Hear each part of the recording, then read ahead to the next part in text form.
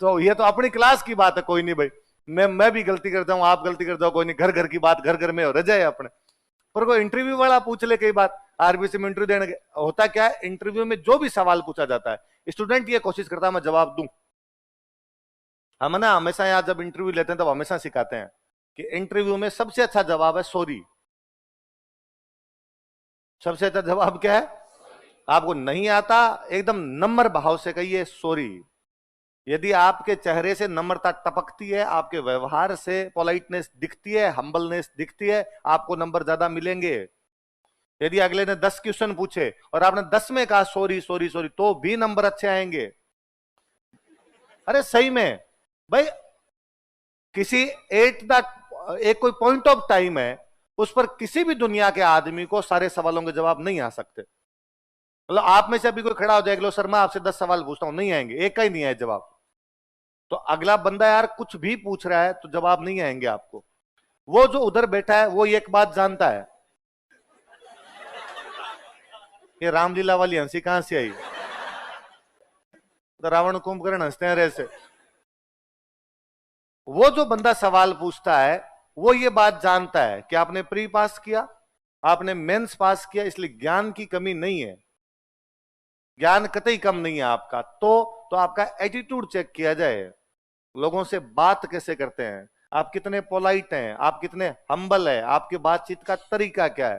तो एक क्या होता है, अगले ने सवाल पूछा, आप वहां पे ब्लफ करते हो, झूठ बोलते हो, अगला बंदा कहता अच्छा ऐसे है, आप फिर एक झूठ बोलते हो, तो पता है झूठा आदमी है, एक ढंग की बात नहीं करनी आती इसको, ये जानता है कि इसको जवाब नहीं आता, उसके बावजूद झूठ बोल रहा है। वरना आप पोलाइटली कह दीजिए सॉरी सर, याद था मुझे पहले, अभी मुझे याद नहीं आ रहा। और अपने आरपीएससी तो इंटरव्यू वाले मामले में इतनी भली संस्था है जिसकी हद नहीं। ये तो मतलब फाइनली यूं लगता है ना, मान लो बच्चे से 3 सवाल पूछे और तीनों के जवाब नहीं आए, तो इनको लगता है कि यार अब एक आधा और पूछ लिया तो ये टाबर तो जो आ रहा है वो भी जवाब नहीं दे पाएगा। क्या आप यार आरपीएससी का इंटरव्यू देने बैठे हो तो आपको लगता है मेरे जीवन मरण का सवाल है, तो 2 सवाल नहीं आए तो आप कांपने लग जाते हो वैसे वैसे, फिर सामने बैठ के पूछ रहे हैं। प्री मेंस में तो क्या होता है, मैं तो कहता हूं प्री में भी हमेशा हम सिखाते ही हैं कि प्री में पेपर खोला और शुरुआत के 4-5 क्वेश्चन के जवाब नहीं आए, पेपर को उल्टा करके पढ़ना शुरू कर दो, अगले क्वेश्चन नहीं पढ़ने अब, वरना हो सकता है अगले 1-2 नहीं आए तो पूरा पेपर खराब हो जाएगा। और आपको लगेगा यार शुरुआत के 10 में से मेरे को तो एक भी नहीं आ रहा, अपने एक से नहीं आ रहे 150 से आ जाएंगे, 150, 149, 148 वो पढ़ने शुरू कर दो। या हो सके तो पेपर के अंदर सबसे पहले वो कॉलम खोल लिया जाए जहां से अपनी तैयारी अच्छी है, ताकि कॉन्फिडेंस रहे। कॉन्फिडेंस होता है तो तुक्का भी सही लगता है, कॉन्फिडेंस नहीं होता है तो सही सवाल का ओमार भी गलत भरा जाता है। तो जो प्री के अंदर ये हो जाता है, इसमें सामने कोई नहीं बैठा तो उसके अंदर तो वो सामने बैठे हैं आपके, तो जैसे 2-3 सवाल पूछे और आपके चेहरे से उनको लगा भाई नहीं आ रहे इसको, तो आरपीसी तो पूछती है कि तुम आज क्या पढ़ के आए थे, वही पूछ लेते हैं। आप जैसे मान लो शाम का इंटरव्यू है तो सुबह कुछ पढ़ा था, तो आप कह दोगे हाँ सर मैंने हिस्ट्री पढ़ी थी, मैंने ज्योग्राफी पढ़ी थी, ज्योग्राफी में पूछ ले, जी सर ज्योग्राफी में क्या पूछे, तुम्हारा कौन सा टॉपिक ज्योग्राफी का अच्छा है, आपको सर ज्योग्राफी मेरे को फिजिकल डिवीजन अच्छे लगते हैं, चलो तो फिजिकल हिमालय पूछ ले, हाँ सर हिमालय को, तो हिमालय के पूछेंगे। फिर 2-3 सवालों में उनको लगेगा इसमें कॉन्फिडेंस वापस आ रहा है तो घुमा फिर आगे दूसरा सवाल लाएंगे।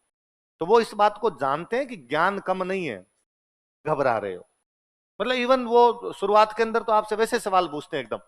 एक तो अपने आरपीएससी में जब आप इंटरव्यू देने जाओगे तो न तो उनके पास आपका नाम होता है न आपके रोल नंबर होते हैं, दोनों चीज ही नहीं होती, नाम और रोल नंबर कुछ ही नहीं होते। उनके पास केवल 3 जानकारियां होती है, 10th कहां से की, कितने परसेंटेज है, 12th कहां से की, कितने परसेंटेज है, ग्रेजुएशन कहां से की, कितने परसेंटेज।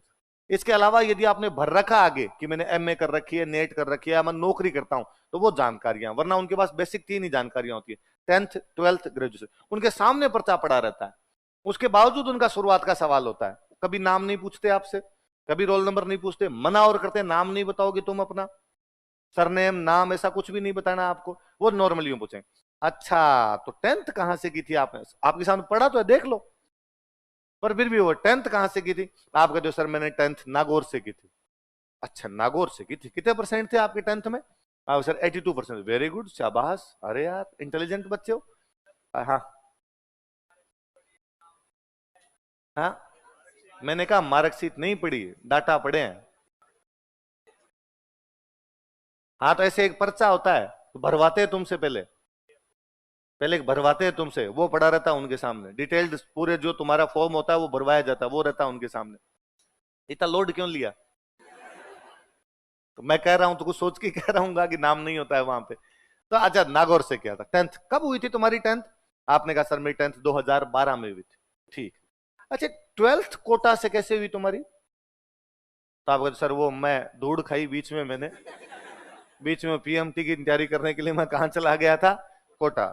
हाँ हाँ, तो वो आपस में बात करेंगे, दो तीन जो लोग होंगे आपस में, ये भी फेस कोटा वाला भी, उनमें से कोई एक आधा कोई भी करेगा। तो मेरे तो खुद का भतीजा भी कोटा गया था, आपकी तरफ ध्यान ही नहीं। आपस की रामलीला गाते हैं कई देर तक वो। हाँ जाते हैं बेटा, बर हमारे ही जाते हैं कोटा। फिर आप पर आपके 12th में परसेंटेज तो घट गए, आपके तो ये 67 ही आए। आप वापस कहते हो सर पूरा ध्यान उधर ही लगा दिया था, इधर ध्यान ही नहीं दिया था। हाँ, ये भी बच्चों में एक समस्या ही है, ताकि आपकी हार्ट बीट सही हो जाए, आप नॉर्मल हो जाओ एकदम। वापस अगला। अच्छा ग्रेजुएशन, अच्छा 12th में तो थी साइंस और ग्रेजुएशन में तुमने आर्ट्स ले ली, क्यों? आप फिर कहते हो कि सर वो मुझे सिविल की तैयारी करनी थी और इसलिए मैंने ये ले ली थी। तो ये किसने कहा तुम्हें कि सिविल की तैयारी के लिए आर्ट्स की आवश्यकता होती है? सर मिल जाते हैं कई ऐसे भी जो इस प्रकार की गलत गलत सलाह दे देते हैं। इसलिए प्लीज आप किसी को सलाह मत देना कि किसी के 12th में साइंस और बाद में ग्रेजुएशन में आर्ट्स ले ले, बर्बाद कर दोगे टाबर को। 12th में साइंस है तो उसको है कि बीएससी कर, 12th में साइंस है तो उसको है कि साइंस ही रख। इस एग्जाम में 70% लोग साइंस वाले पास हो रहे हैं आजकल। इसलिए गलतफहमियां बहुत बड़ी, क्योंकि दुनिया में दो प्रकार के सब्जेक्ट हैं। एक वे सब्जेक्ट,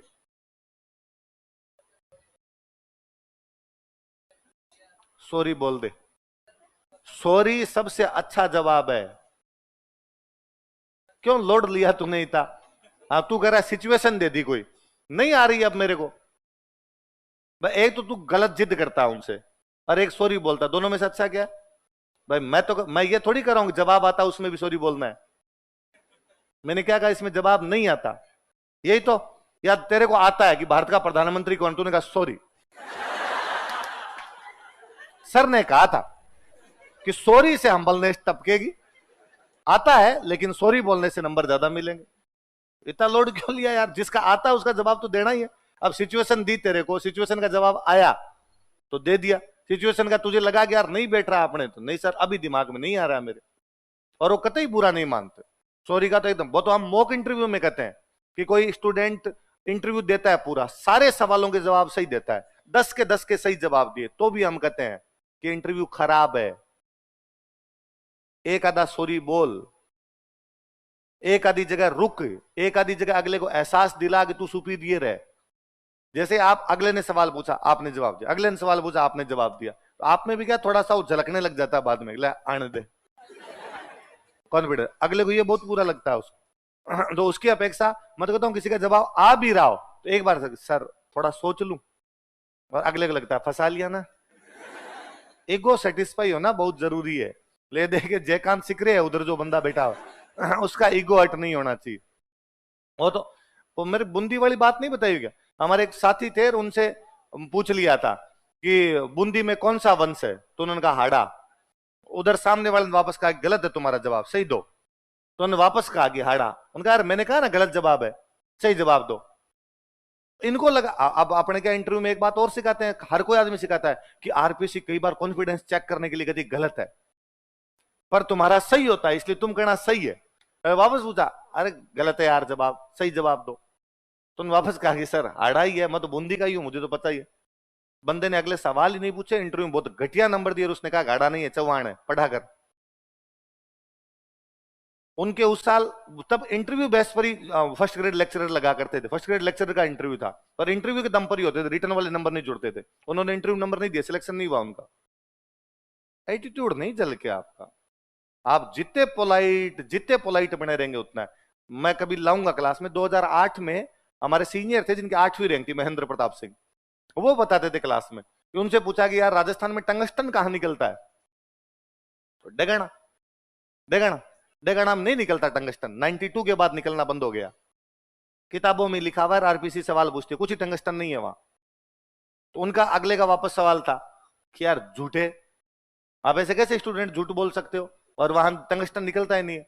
आप उतने ही पोलाइट होकर वापस कर दोगे, सर मैं तो स्टूडेंट हूं, बुक में पढ़ा था निकलता है, बाकी हो सकता है ग्राउंड रियलिटी सर आप ज्यादा जानते हैं, सर आगे से मैं ध्यान रखूंगा नहीं निकलता है। अगले का ईगो सेटिस्फाई, वरना आप पढ़ जाओगे निकलता है, बस इतनी सी बात है, नॉर्मल सी बात है, तो अच्छा ही माना जाता है। तो 2013 वाला इंटरव्यू था, ललित के परमार सर चेयरमैन हुआ करते उस समय, बोर्ड था, तो स्टूडेंट कोई अपने गया हुआ, तो उससे बाद में पूछा भाई कैसा इंटरव्यू हुआ, तो उसने कहा पता ही नहीं चला इंटरव्यू कैसा हुआ। कैसे? क्योंकि पहले शिफ्ट में था सर, 9 बजे वाली शिफ्ट में था, पहला बंदा मैं था, 8 लोगों का ग्रुप है, 8 में पहला बंदा मैं हूं। मैं गया, जाके उनके सामने बैठा, उन्होंने जाते ही मैं सवाल पूछना शुरू करते, मैं नमस्ते करके बैठा, सवाल पूछना शुरू करते थे, मैं चाय आ गई, चाय आ गई, तो उन्होंने उनके तीनों के सामने चाय रखी, तो उन्होंने मेरे से पूछा कि चाय चाय लेंगे आप चाय? तो मैंने कहा नहीं थैंक यू सर। ले लीजिए, सुबह सुबह कहाँ पी के आए होंगे? तो मैंने कहा सर नहीं, जहां मैं रात को रुका हुआ था धर्मशाला में, वहां से चाय पी के आया था। अच्छा कौन सी धर्मशाला में रुके थे? तो मैंने नाम बताया कि वो धर्मशाला में रुके थे। अच्छा कितने रुपए की चाय मिलती है वहां पे? तो मैंने कहा कि सर वो मेरे साथ एक सीनियर भैया थे और उन्होंने पेमेंट कर दिया था, मैंने नहीं दिया था। अच्छा केवल चाय पी थी या नाश्ता भी किया था? कि सर नाश्ता भी किया था। अच्छा नाश्ते के कितने रुपए लगे? कि वो भी सर उन सीनियर भैया ने। वेरी गुड यार, तुम्हारे सीनियर काफी अच्छे हैं, और उन आपस में और बात करेंगे। देखो आजकल के टाबरों में कितना प्रेम है, कोई सवाल नहीं, आराम से। उनके 70 नंबर थे, पूछे नहीं उन्होंने सवाल, वो सुबह सुबह नहीं थे मूड में। मतलब बाकी नॉर्मल शुरुआत के सवाल 2-3 ये थे, बाकी और सवाल पूछे, पर बहुत कैजुअल कैजुअल कैजुअल कैजुअल सवाल पूछे। बंदे का एटीट्यूड चेक किया जाए, बंदा जवाब देने वाला कैसा है। उनको थोड़ा सा एरोगेंस झलकता है कि एरोगेंस है। मुझे याद है एक बार किसी एक बंदे ने इंटरव्यू में बोल दिया कि मेरे यूपीएससी के 2 बार इंटरव्यू दिए हुए हैं, मेरे यूपीएससी के 2 बार इंटरव्यू दिए हुए हैं, नहीं दिए उसके नंबर। और आरपीसी मेंबर ने आपस में बाद में बात और की, इसको सुप्रीम कोर्ट ने फेल किया, उसको हाई कोर्ट पास कैसे करे? वो एरोगेंस ही तो है। मतलब वो झलकता ही है कि तुम कौन हो इंटरव्यू लेने वाले, मैंने तो यूपीसी दे रखा है। उनका ले तुम नंबर देने वाले हम है, लेने वाले कौन है वो नहीं है, तो वो पोलाइट वाला रहता ही है। तो आपसे ही पूछा जाए अपने से कि कोमल कोठारी कौन है, तो बंदा हर बार जवाब देने की कोशिश करता है।